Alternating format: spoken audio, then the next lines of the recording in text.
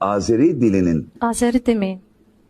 Azerbaycan dilinin. Azerbaycan Türkçesi deyin. Niye Azeri demeyeyim? Çünkü Azeri bambaşka bir şey oluyor. Bu imperializmin, İngiliz qüvvəsinin bizi yönləndirdiyi qüvvələrin bizi bölmek için kullandıkları çok güzel bir böyle diyelim Özbek, Qazaq, Qırğız. Halbuki biz Kaşgarlı Mahmud Efendini de okuduğumuzda görürük ki anladır bize Türk'ün ne olduğunu, 20 boydan geldiğini, Oğuzların 24 boyu olduğunu, Qıpçaqların nə bilim nə qədər boy olduğunu ve bunların bir dil, Türk dili, sadece ləhcələri farklı.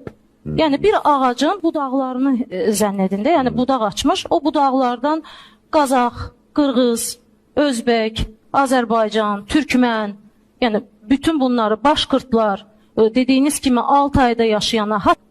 Ama ne olmuş? Dünya siyaseti bizi birbirimizden ayırmak istediği için hərəmizə bir ad koymuş. Biz coğrafyamızın adını daşımışıq. Özbekistan'da yaşayanlar Özbek olmuş, Azerbaycan'da yaşayanlar Azeri nədənsə olmuş. Azeri ile bizim hiçbir ilgimiz yok. Biz Türkük, dilimiz de Türk ağacından, bir budağından gelen bir qoldur. Bir de baxın nə qədər konuşuruq, siz məni anlayırsınız, mən sizi anlayıram. Kesinlikle. Oğuz boyundan gəldiyimizə görə biz birbirimiz, təbii indi bəzən Qıpçaqlarda mən məsələn proqram sunduğuma görə Qırğızistandan qonaq gələndə, Qıpçaq qoluna Qazaxıstandan gələndə biraz zorluq çəkdim. Yəni tərcüman belə mənim yanıma verdilər. Bir ay sonra dedim ki, ayıbdır valla. Ne yapacağım ben bu tercümanı?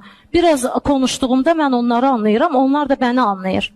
Yani bu dünyada siyaset bize, siyasi ne diyeyim, dünyadaki o siyasi qüvvələr bize yön verdiğine göre maalesef çok güzel şekilde bizi kullanıp bizi ayırmışlar.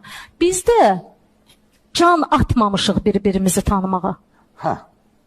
Can atmamışıq. Peki.